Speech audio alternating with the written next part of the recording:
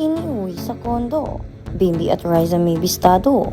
Ang lihim na tawagan matapos ang Itbulaga. Isang nakakagulat at nakakilig na tagpo ang bumulaga sa mga taga-subaybay ng dalawa sa pinakasikat na dating child stars sa bansa nang tuluyan na umanong magkasama sa isang pribadong lugar ang dalawa.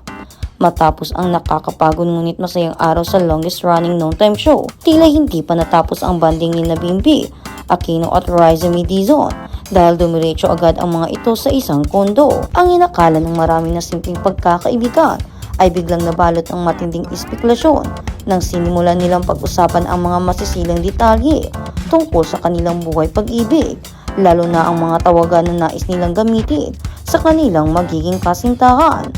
Sa gitna ng kanilang tila walang mali siyang pag-uusap, nabunyag ang malalim na pananaw ng 19 na taong gulang na si Bimbi pagdating sa pagpili ng gagamiting pangdawag sa kanyang magiging nobya.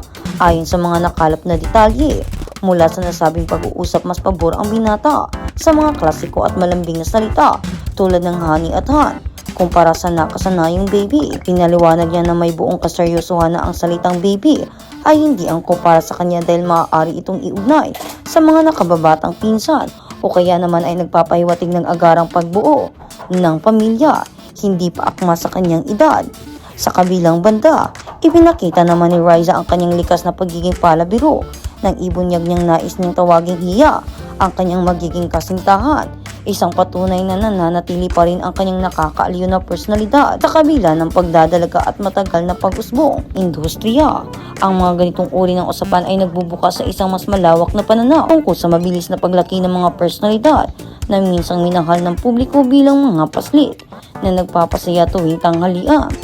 Nakakagulat makita na ang dating tinaguri ang Aling Maliit at ang nag-iisang lalaking anak ng Queen of All Media ay tahasan na ngayon nagpapalitan ng mga kaisipan tungkol sa romansa at mga seryosong relasyon sa likod ng mga nakasarang pinto. Ang pagpapalitan nila ng kuro-kuro ay nagpapakita ng isang malalim na koneksyon at komportableng samahan na maaaring humantong sa isang mas seryosong yugto, isang bagay na matagal nang inaabangan ng mga masusugid nilang taga-suporta na nakasaksi sa kanilang paglaki at pagbabago mula noon hanggang ngayon.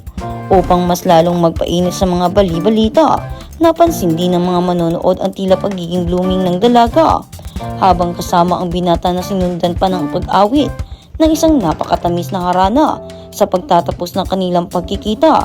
Ang awiting nagpapahayag ng paulit-ulit na pag-ibig na tila paunang bisis itong naramdaman ay nag-iwan ng isang napakalaking katanungan sa isipan ng publiko. Hanggang saan nga ba aabot ang samahang ito na nagsimula sa simpleng kulitan sa harap ng kamera at ngayon ay nauwi na sa mga nakakilig na kwentuhan sa loob ng isang pribadong spasyo.